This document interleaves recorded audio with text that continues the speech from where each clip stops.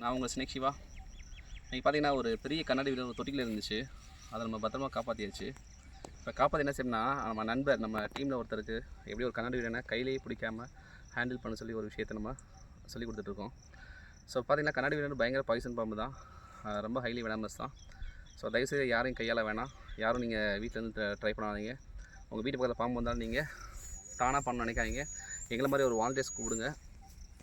இப்போ பார்த்தீங்கன்னா ஒரு கண்ணாடி வீடு பாம்பு நீங்கள் பார்த்தீங்கன்னா கொஞ்சம் நேரத்தில் ரொம்ப ஈஸியாக எப்படி ஹேண்டில் பண்ணலாம்.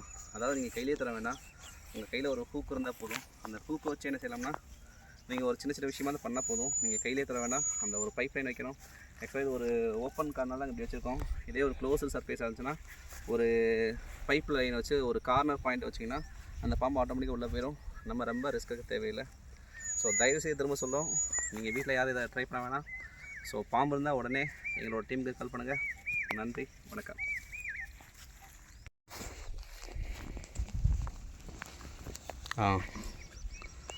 ஸோ அவ்வளோதான். அதோட அப்பப்போ ஜம்ப் பண்ண தான் பார்ப்பாங்க, கொஞ்சம் நம்ம கவனமாக இருக்கணும்.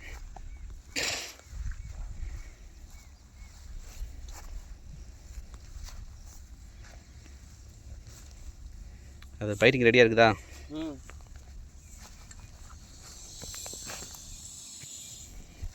அது சவுண்டுக்கு ஆரம்பிச்சா பைட்டிங்னு அர்த்தம்.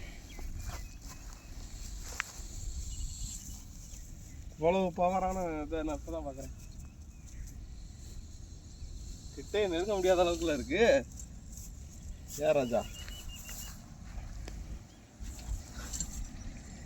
பாம்பை எப்பயுமே சீண்டக்கூடாது. சாமி சொல்லியிருக்காங்க எப்பயுமே பாம்பை சீண்டாமல் எதுவாக.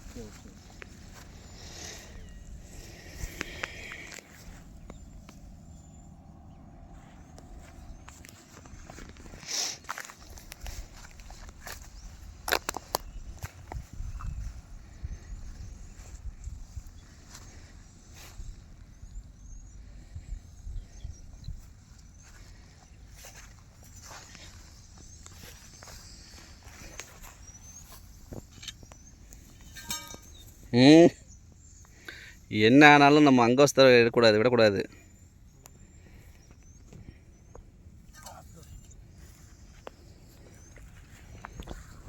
நீங்கள் வாங்கலை, நான் எப்படி பண்ணுறேன்னு மட்டும் பாருங்கள் ஒரு நிமிஷம்.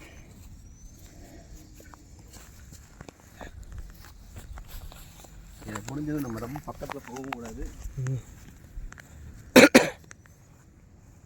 அதோட பைட்டிங் இது வந்து பக்கத்தில் தான் இருக்குது. எப்படின்னா நம்ம ஜம்ப் பண்ணி கிடைக்கிற வாய்ப்பு இருக்குது. சரிங்களா? முதல்ல என்ன செய்யலாம், மெதுவாக பக்கத்தில் மெதுவாக அந்த மாதிரி எப்பயும் இந்த மாதிரி மெதுவாக தூக்க பார்க்கணும். இந்த தூக்குனாதான் லாக்கிங் அர்த்தம். சரியா? அப்படியே மெதுவாக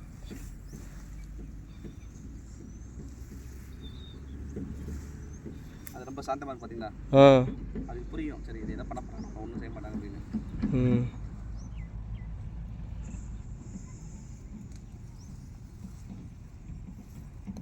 தூக்கிட்டாலே லாக்கா?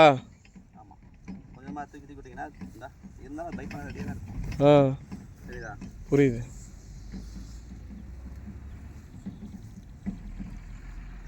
இல்லை எனக்கு என்ன ஃபஸ்ட்டு தலையை லாக் பண்ணி நல்லா லாக் பண்ணிட்டு மெதுவாக வாழ பிடிக்கும். அந்த அளவுக்குலாம் இப்போதைக்கு வாய்ப்பு இல்லை. லாக் பண்ணிட்டு எப்படி இந்த சைடு இப்படி லாக் பண்ணணும். லாக் பண்ணால் அது பக்கத்தில் வராது. அவ்வளோதான். கரெக்டாக அந்த பொண்ணு காமிச்சின்னா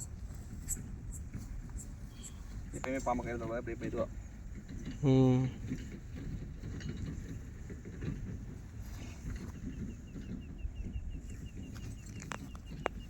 ஸோ முழுசாக உள்ளே போயிடுச்சா இப்போ கவனிக்கணும். கவனிச்சுட்டு தான் ஆனால் பாம்பு இங்கே தான் இருக்குது. அவ்வளோதான். ஓகேயா? ஓகே.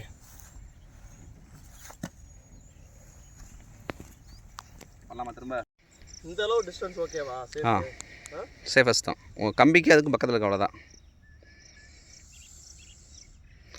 அது உடம்பு தூக்கணும், கழுத்தில் இருக்கனால அவ்வளோதான்.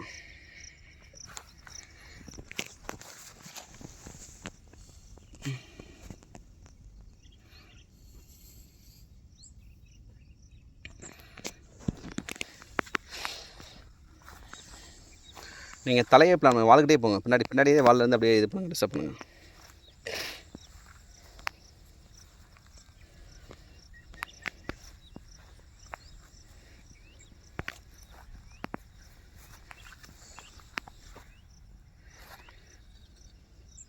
நான் என்ன சொல்கிறேன், சென்டரை வச்சு பாம்பு தூக்கி நம்ம பாயிண்ட் கொண்டு வரணும் நம்மளோட ஸ்பாட்டுக்கிட்ட.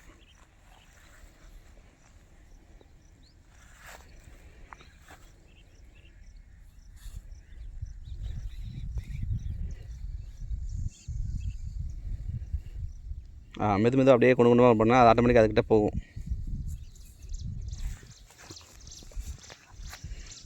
இப்போ தலைக்கிட்ட கரெக்டாக கொண்டு வந்துட்டு முன்னாடி மாற்றுவோம் அதை.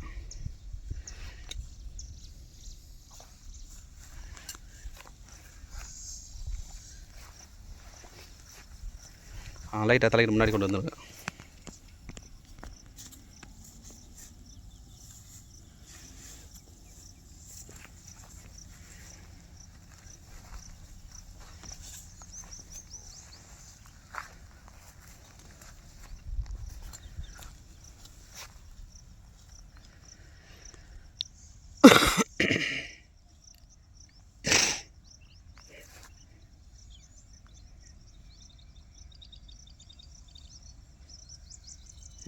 அது அப்படியே கொஞ்சமாக வே காட்டணும். அது போதா,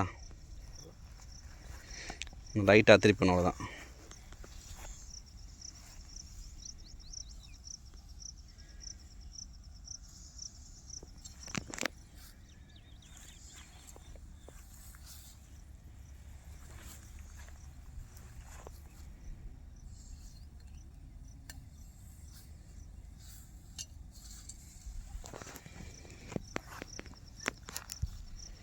லைட்டாக தலைக்கிட்ட அவ்வளோதான். அப்படியே லைட்டாக காமிச்சிட்டிங்கன்னா அது முன்னாடி போயிடும்.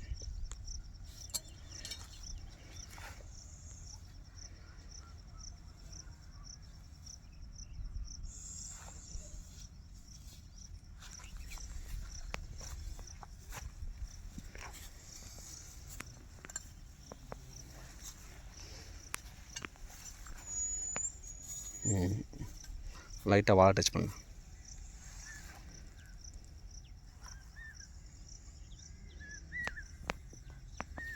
உள்ளே போதா வெளியே போதா?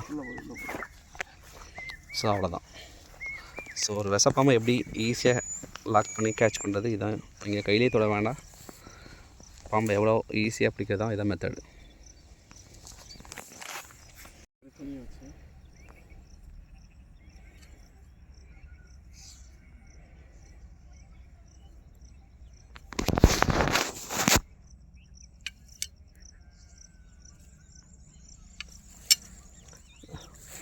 முதல்ல தலை எங்கே இருக்குன்னு பார்த்துக்குங்க. அவ்வளோதான்.